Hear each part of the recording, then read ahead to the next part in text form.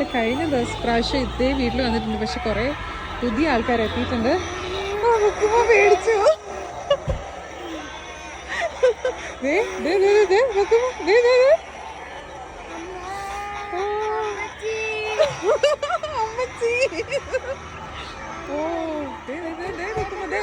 അവിടെ നോക്കിക്കേ.